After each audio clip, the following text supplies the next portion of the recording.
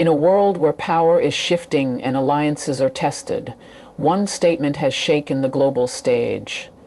The Trump cabinet has slammed India over tariffs and branded the Shanghai Cooperation Organization a mere show. But behind this bold declaration lies a deeper truth about strength, sovereignty, and survival in a world driven by trade and power. Tariffs are more than just numbers on a page or policies written the destiny of vials. That shape the shade tools are shaped, daub the hour shape the destiny of nation. When the Trump cabinet slams India over its tariff policies, it is not simply a diplomatic remark. It is a warning shot in the vast battlefield of global economics. Tariffs act as shields to protect domestic industries, but they also serve as swords, cutting into the flow of international trade. For India, maintaining tariffs has been about securing its own industries, protecting farmers, and giving strength to its local markets. For the United States, however, those same tariffs are seen as barriers, as walls blocking fair trade and equal access. The clash is not just financial.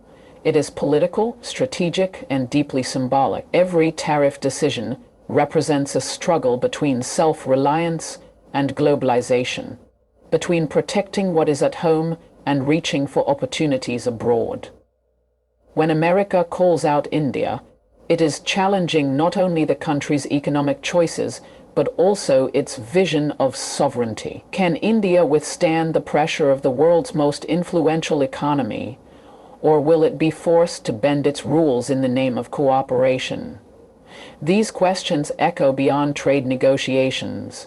They touch on identity, independence, and the pride of a nation that seeks to rise on its own terms. Tariffs become a measure of willpower, a sign of how far a country is willing to go to defend its ground.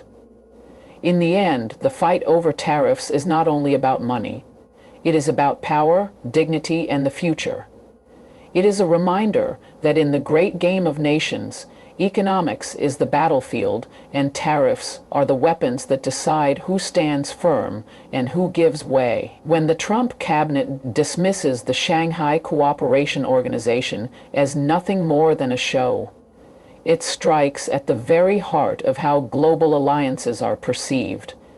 International organizations often carry the weight of symbolism, grand stages, powerful speeches, and carefully choreographed unity. But America's sharp words cut through the facade, suggesting that real power does not lie in polished conferences or photo opportunities, but in the ability to take decisive action. Calling the SCO performative is not simply criticism. It is a challenge directed at every member state, including India, China, and Russia, to prove that their cooperation is more than words on paper. In a world where strength is measured by results, empty gatherings risk being seen as distractions rather than solutions. America's statement forces the question: does the SCO genuinely change the balance of global power, or is it simply a stage where nations act out their roles without real consequence? This perspective draws a sharp line between appearance and reality, between diplomacy that looks powerful and diplomacy that delivers power. For countries invested in the SCO, the insult is not easy to ignore because it undermines their claim to global influence. At the same time, this declaration carries a lesson that extends beyond geopolitics. In life, in leadership, and in the struggle of nations, what truly matters is not how impressive something looks, but what impact it leaves behind. Performances can win applause, but they rarely change the world. Actions, however, strong, bold, and fearless, are what shape the future. By dismissing the SCO, the Trump cabinet is sending a universal reminder. Global respect is earned not through ceremonies, but through the courage to act, to lead, and to deliver results that no one can ignore. India now stands at one of the most defining crossroads in its modern history.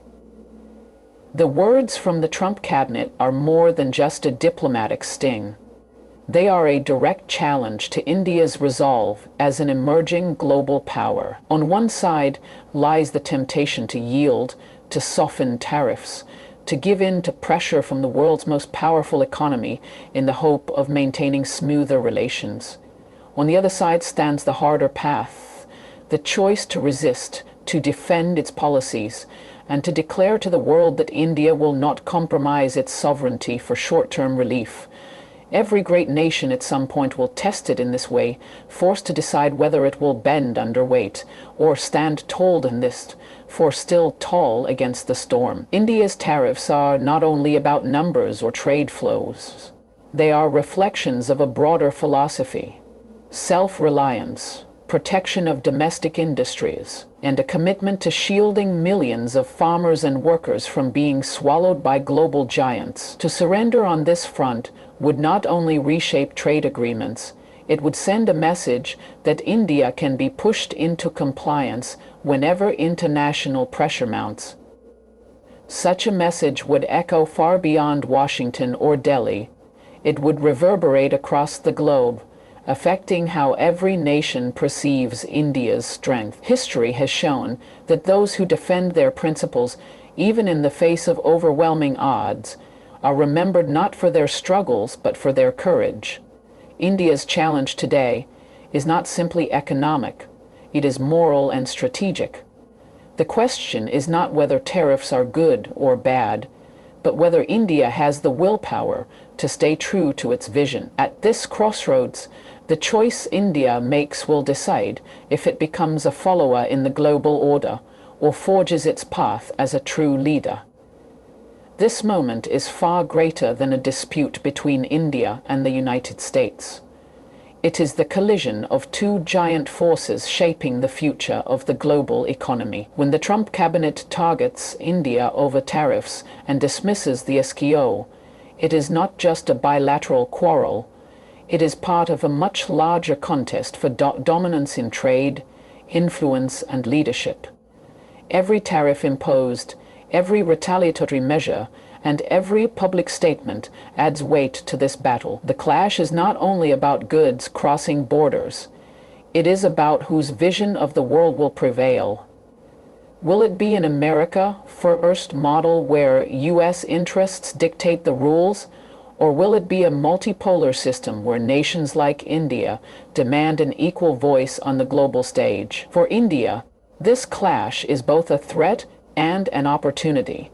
On one hand, standing against the United States risks economic friction, market challenges, and diplomatic strain. On the other hand, refusing to yield demonstrates resilience and positions India as a power that cannot be sidelined. For America, the stakes are equally high. Pushing too hard risks driving India closer to other powers like Russia and China, altering the balance of alliances that shape global politics. This is why the confrontation over tariffs and the dismissal of the SCO resonates so deeply. It is not about steel, technology, or agriculture alone. It is about prestige, pride, and the future of leadership. Every nation watching this standoff is silently learning a lesson. True power is not only measured by military strength, but also by the ability to withstand pressure and project confidence. The clash of these giants reminds the world that in the 21st century, economic wars are just as defining as military ones, and the victors will write the future rules of global order. In every confrontation, whether between nations or individuals, there comes a moment when pressure feels overwhelming and criticism seems unbearable. But history teaches us that the strongest steel is always forged in the hottest fire. When the Trump cabinet attacks India over tariffs and dismisses the SCO, it is more than just political noise. It is a test of resilience. For India, for the SCO members, and for all nations facing scrutiny, the question is not what others say, but how firmly they respond. Criticism can bruise, but it cannot break those who carry conviction in their purpose. Pressure can bend, but it cannot shatter those who are built on principle. Resilience is not the absence of challenge. It is the decision to rise despite it. India, like every great nation before it, must see this moment not as an obstacle, but as an opportunity to prove its strength. By standing firm on its vision, by defending its policies, and by refusing to yield under pressure, India has the chance to declare to the world that it is not a secondary player in global affairs. It is a force with its own path, its own voice, and its own future. The Trump cabinet's words echo far, but their true impact depends on how India and others respond. Will they allow the label of performative to define them, or will they transform criticism into fuel for growth and determination? This is the deeper lesson for every leader and every citizen. When the world doubts you, that is the moment to rise taller, speak louder, and act bolder. Because in the end, history remembers not those who were attacked, but those who used the attack as a springboard to greatness. Resilience turns trials into triumphs, and today's test into tomorrow's victory. In this storm of words and power, one truth remains unshaken.